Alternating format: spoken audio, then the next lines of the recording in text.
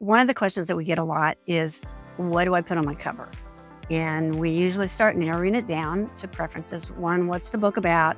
What are you talking about? Do we need to use a photo? Do we need to use an illustration? One really good example that we have in-house is we do a lot of nonfiction. And quite often it'll be a simple illustration, perhaps or a photo of people at a conference table. Perhaps you're seeing them in shadows. We want to add a lot of diversity. That's one of the things that we bump into a lot, is that if you are going to use actual people on your front cover, you want to make sure that you are exhibiting an array of nationalities and races and cultures and genders and the whole 9 yards. So quite often people will tend to avoid that, and they may use a different type of illustration or photo. But if you decide to do a photo, there are several things to be aware of that will determine whether or not your photo works for that particular cover. One of the first things is, if you use a generic photo, like something that you've gotten off of iStock or Getty or one of the photo resources online, those are called royalty-free photos. When you have a royalty-free photo, that means anybody can use it. So there might be another 10 people deciding they want to use that same image on their book. And that's just one of the downsides. It's great because the pricing is perfect, and you can usually get those for less than $20, unless if you have a bigger budget, some of those sites are happy to accommodate your larger budgets. But most often you can get them for under $20, so that's a great budget item. But you also run the risk that if your book happens to be picked up by a bookstore and it's sitting on a shelf of, let's say, self-help by exercising and making your mind and body spirit connection, somebody else in that same genre may have decided, ooh, they really like that cover photo also, and you just run that risk. You take that risk if you're buying royalty-free photos. The other thing you can do is you can always take your own photo. It doesn't have to be a photo of you. We're talking about generic sunset.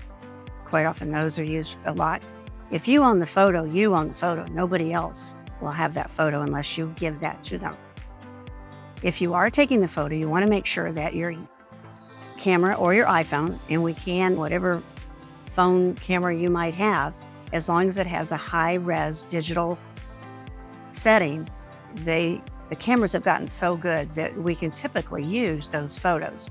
Now, you want to make sure that you've got a lot of what I call area space around your main object that's in your illustration, and don't crop it. Let the book designer crop it for you, because sometimes we can use that extra space to wrap around the spine and put part of it on the back also.